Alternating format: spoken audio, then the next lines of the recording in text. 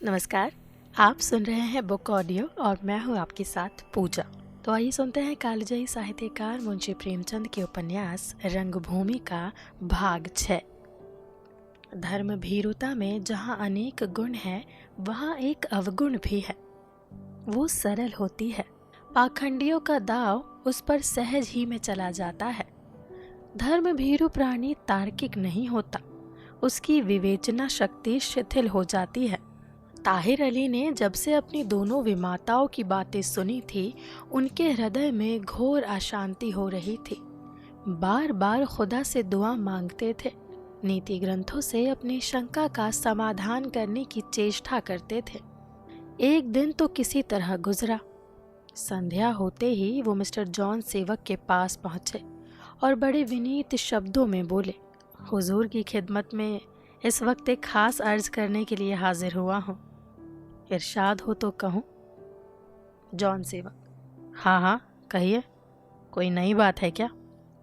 ताहिर: हुजूर उस अंधे की ज़मीन लेने का ख्याल छोड़ दे तो बहुत ही मुनासिब हो। हजारों दिक्कतें हैं, अकेला सूरदास ही नहीं, सारा मोहल्ला लड़ने पर तुला हुआ है। खासकर नायक राम पंडा बहुत बिगड़ा हुआ है। वो बड़ा खौफनाक आदमी है, जाने कितनी बार फौजदारियां कर चुका है। अगर ये सब दिक्कतें किसी तरह दूर भी हो जाए तो भी मैं आपसे यही अर्ज करूंगा कि इसके बजाय किसी दूसरी ज़मीन की फिक्र कीजिए। जॉन सेवक: ये क्यों? ताहिर: हुजूर, ये सब अजाब का काम है। सैकड़ों आदमियों का काम उस ज़मीन से निकलता है। सबकी गायें वहीं चरती है, बारातें ठहरती है। प्लेग के दिनों में लोग वहीं झोपड़ा डालते थे।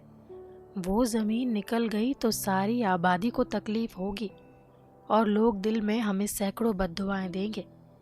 इसका अजाब ज़रूर पड़ेगा। जॉन सेवक: अजाब तो मेरी गर्दन पर पड़ेगा ना, मैं उसका बोझ उठा सकता हूँ। ताहिर: हुजूर, मैं भी तो आप ही के दामन से लगा हुआ हूँ। मैं उस अजाब से कब बच सकता हूँ? बल्कि मोहल्ले वाले मुझी को बागी समझते हैं। हुजूर तो यहाँ तशरीफ़ रखते हैं, मैं तो आठों पहर उनकी आंखों के सामने रहूँगा, नित्य उनकी नज़रों में खटकता रहूँगा। औरतें भी राह चलते दो गालियाँ सुना दिया करेंगी। बाल बच्चों वाला आदमी हूँ, खुदा जाने क्या पड़े क्या ना पड़े। आखिर शहर के करीब और ज़मीनें भी तो मिल सकती है।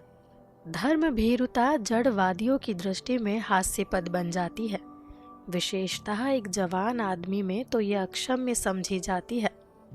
जॉन सेवक ने कृत्रिम क्रोध धारण करके कहा, मेरे भी बाल बच्चे हैं, जब मैं नहीं डरता तो आप क्यों डरते हैं? क्या आप समझते हैं कि मुझे अपने बाल बच्चे प्यारे नहीं, या मैं खुदा से नहीं डरता? ताहिर: आप साहबे इकबाल है, आपको अजाब का खौफ नहीं। इकबाल वालों से अजाब भी कांपता है। खुदा का कहर गरीबों पर ही गिरता है।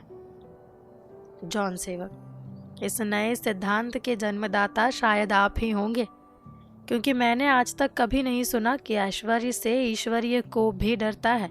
बल्कि हमारे धर्म ग्रंथों में तो धनिकों के लिए स्वर्ग का द्वार ही बंद कर दिया गया है। ताहिर: हुजूर, मुझे इस झगड़े से दूर रखे तो अच्छा हो।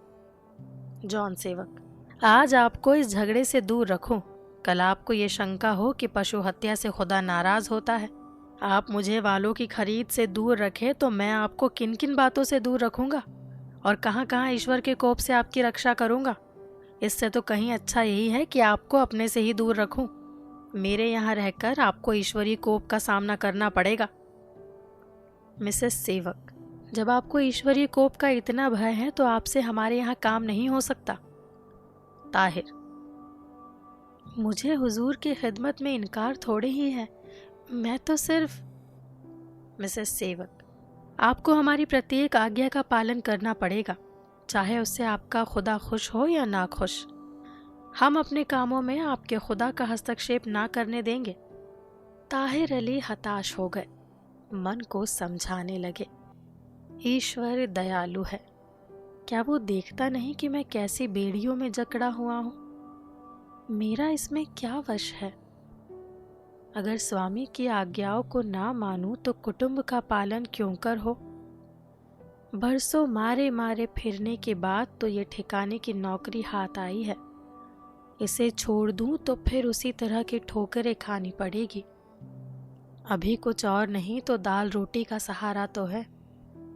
गृह चिंता आत्मचिंतन की घातिका है। ताहिर अली को निरुत्तर होना पड़ा। बेचारे अपनी स्त्री के सारे गहने बेचकर खा चुके थे। अब एक छल्ला भी ना था। माहिर अली अंग्रेजी पढ़ता था। उसके लिए अच्छे कपड़े बनवाने पड़ते, प्रति मास फीस देनी पड़ती। जाबिर अली और जाहिर अली उर्दू मदरसे में पढ़ते थे, किंतु उनकी माता नित्य जान खाया करती थी कि इन्हें भी अंग्रेजी मदरसे में दाखिल करा दो। उर्दू पढ़ाकर क्या चपरासी गिरी करानी है। अंग्रेजी थोड़ी भी आ जाएगी तो किसी न किसी दफ्तर में घुस ही जाएंगे। भाइयों के लालन पालन पर उनकी आवश्यकताएं ठोकर खाती रहती थी। पजामे में इतने पैबंद लग जाते थे कि कपड़े का यथार्थ रूप छिप जाता था। नए जूते तो शायद इन 5 बरसों में उन्हें नसीब ही नहीं हुए। माहिर अली के पुराने जूतों पर संतोष करना पड़ता था। सौभाग्य से माहिर अली के पांव बड़े थे। यथासाध्य ये भाइयों को कष्ट ना होने देते थे, लेकिन कभी हाथ तंग रहने के कारण उनके लिए नए कपड़े ना बनवा सकते, या फीस देने में देर हो जाती, या नाश्ता ना मिल सकता, या मदरसे में जलपान करने के लिए पैसे ना मिलते, तो दोनों माताएं व्यंगों और कटुक्तियों से उनका हृदय छेद डालती थी। बेकारे के दिनों में वो बहुधा अपना बोझ हल्का करने के लिए स्त्री और बच्चों को मैके पहुंचा दिया करते थे। उपहास से बचने के ख्याल से 1 आधा महीने के लिए बुला लेते और फिर किसी न किसी बहाने से विदा कर देते। जब से मिस्टर जॉन सेवक की शरण आए थे, एक प्रकार से उनके सुदिन आ गए थे। कल की चिंता सिर पर सवार न रहती थी। माहिर अली की उम्र 15 से अधिक हो गई थी। अब सारी आशाएं उसी पर अवलंबित थी। सोचते, जब माहिर मैट्रिक पास हो जाएगा तो साहब से सिफारिश करा के पुलिस में भर्ती करा दूंगा। 50 रुपए से क्या कम वेतन मिलेगा। हम दोनों भाइयों की आय मिलाकर 80 रुपए हो जाएगी। जब जीवन का कुछ आनंद मिलेगा तब तक जाहिर अली भी हाथ पैर संभाल लेगा। फिर चैन ही चैन है। बस 3-4 साल की और तकलीफ है। स्त्री से बहुधा झगड़ा हो जाता। वो कहा करती, ये भाई बंद एक भी काम ना आएंगे, जो ही अवसर मिला पर झाड़ कर निकल जाएंगे और तुम खड़े ताकते रह जाओगे।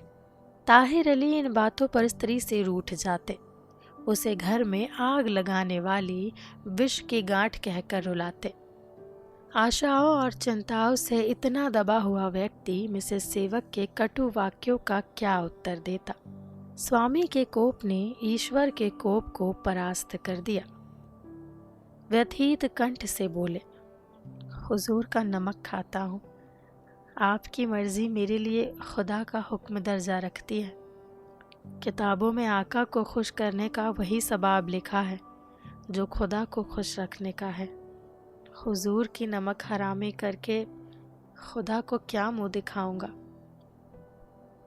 जॉन सेवक, हाँ, अब आप आए सीधे रास्ते पर। जाइए, काम कीजिए अपना। धर्म और व्यापार को एक तराजू तोलना मूर्खता है। धर्म धर्म है और व्यापार व्यापार, परस्पर कोई संबंध नहीं। संसार में जीवित रहने के लिए किसी व्यापार की जरूरत है, धर्म की नहीं। धर्म तो व्यापार का श्रृंगार है। वो धनाधीशों को ही शोभा देता है। खुदा आपको समाई दे, अवकाश मिले, घर में फालतू रुपए हो तो नमाज पढ़िए, हज कीजिए, मस्जिद बनवाइए, कुएं खुदवाइए, तब मजहब है। खाली पेट खुदा का नाम लेना पाप है। ताहिर अली ने झुककर उन्हें सलाम किया और फिर घर लौट आए।